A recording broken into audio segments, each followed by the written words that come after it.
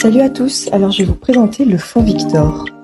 Victor était un jeune de votre âge qui, comme vous, aimait les jeux vidéo, sortir avec ses potes, faire du sport. Mais un truc qu'il aimait surtout faire, c'était lire des livres, des BD, des mangas, etc. Il y a 7 ans, Victor, qui avait alors 13 ans, a eu un accident et il est décédé. Comme vous pouvez l'imaginer, ça a été très dur pour ses parents. Et pour continuer à faire vivre Victor, ils ont créé le Fonds Victor. L'objectif est de pousser les jeunes comme vous à lire plus souvent. Et pour ça, vous allez faire partie du jury du prix Première Victor. Voici le but. On va vous demander de lire 5 livres et de donner votre vote pour celui que vous préférez. Ne vous inquiétez pas, on vous a choisi des livres super chouettes. Il y a de l'aventure, du mystère, de l'amour. Et ces 5 livres ont un point commun, ils ont tous été écrits par des Belges. Ce qui est top du coup parce que vous aurez l'occasion de rencontrer et d'interviewer un de ces auteurs qui viendra dans votre classe. Grâce à vous, le livre qui aura reçu le plus de votes sera récompensé par un prix. On fera une super pub à la radio et en plus, on l'enregistrera en audio-livre.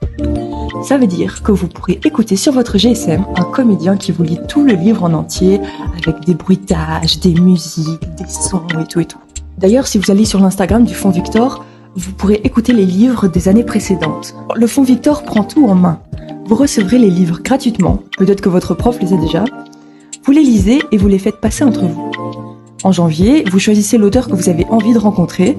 Et en avril, vous n'oubliez surtout pas de voter pour les livres que vous avez préférés. Comme vous n'êtes pas la seule classe à participer, on s'est dit que ce serait sympa d'organiser des concours interclasses sur Insta. Donc n'oubliez pas d'aller vous abonner. Voici la présentation de chaque livre par les auteurs et autrices traductrices. À la belle étoile, écrit par Brigitte Sommers.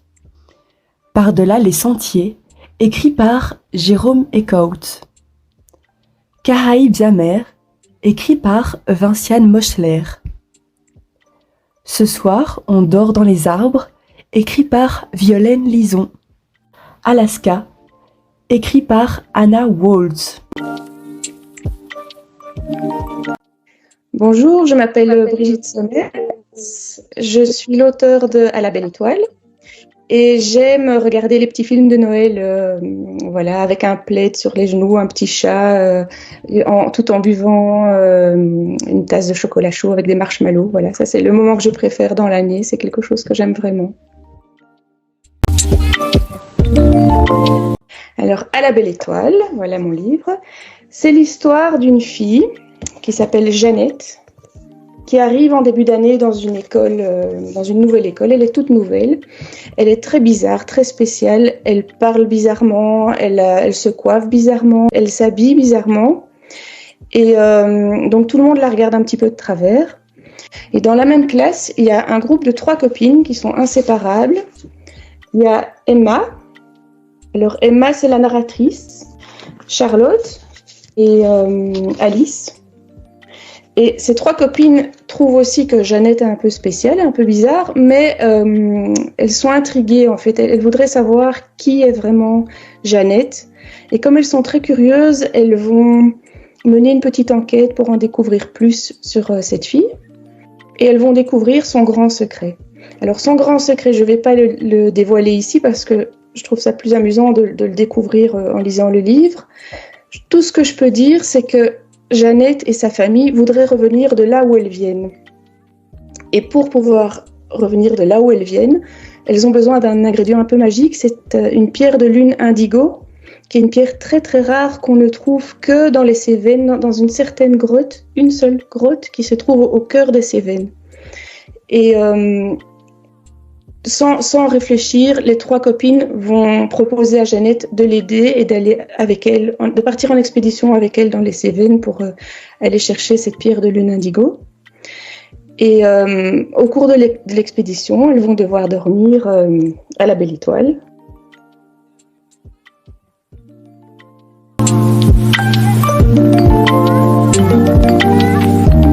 Bonjour, je m'appelle Jérôme Eckhout et je suis l'auteur de Par-delà les sentiers.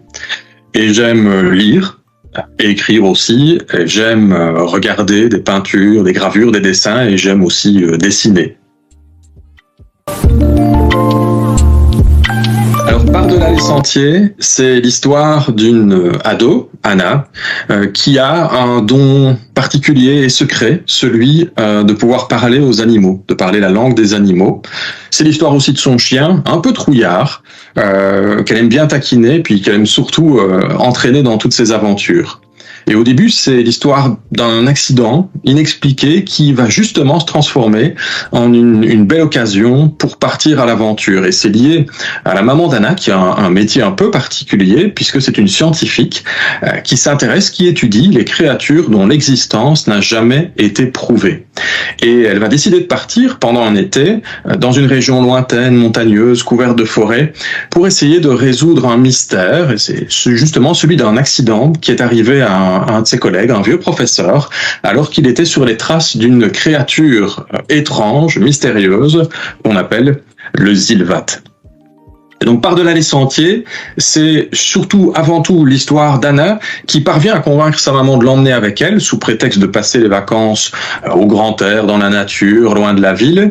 Mais quand même, son objectif véritable à Anna, c'est de mener l'enquête en parallèle de sa mère. Dans la mesure où elle sait parler aux animaux, elle compte aller discrètement interroger tous ceux qu'elle pourra trouver pour faire la lumière à la fois sur l'accident de ce professeur qu'elle apprécie beaucoup aussi, et sur l'existence ou non de ce fameux Zilvat.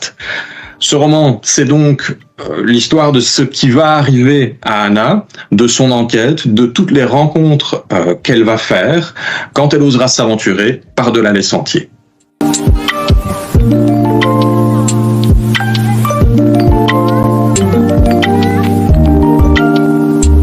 Claire, je suis l'auteur de Caraïbes amères. Et j'aime chanter au bord de la mer en hiver.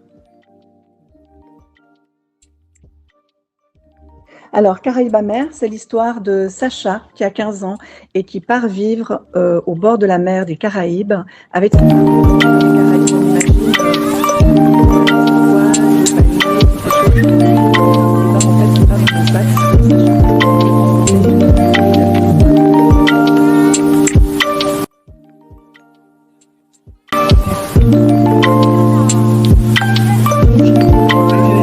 Je suis l'auteur de Ce soir, on dort dans les arbres.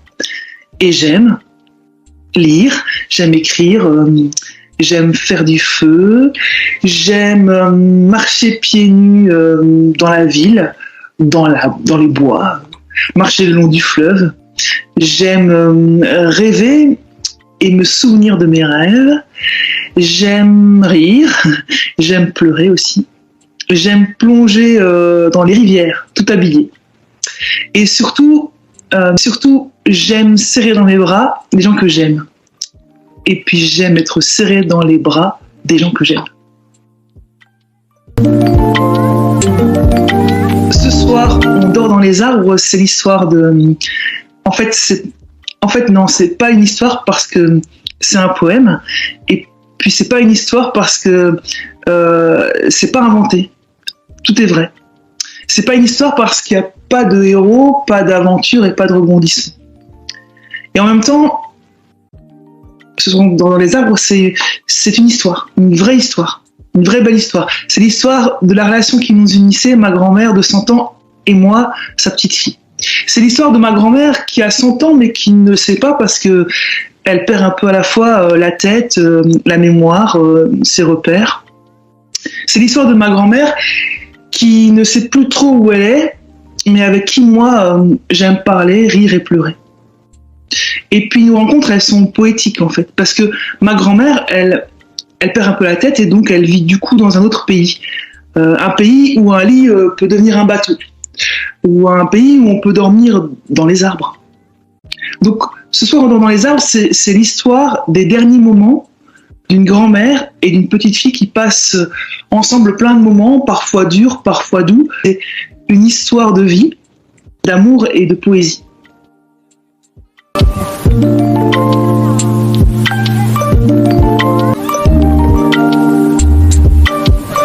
Bonjour, voilà, je suis Emmanuelle Sandron. Je suis la traductrice d'Alaska, écrite par Anna Volz. Et j'aime plein de choses. J'aime les histoires, j'aime en lire, en écrire, en traduire. J'aime la Lettonie J'aime les langues, j'aime découvrir, rencontrer des gens, comprendre comment les gens, pourquoi les gens pensent ce qu'ils pensent, disent ce qu'ils disent. Voilà, je suis tout le temps à décortiquer des mots et des émotions. Donc, Alaska, c'est l'histoire de deux enfants de 11-12 ans qui entrent en première secondaire. Il y a Parker, une fille qui est très stressée d'entrer en secondaire parce que il lui est arrivé quelque chose de grave pendant l'été et maintenant elle a peur de tout. Et il y a Sven qui a très peur aussi d'entrer en première secondaire parce qu'il a des crises d'épilepsie et il a peur qu'on se moque de lui. Et pour qu'on ne se moque pas de lui, il va se moquer de Parker. Donc là, on a le début du mécanisme du harcèlement.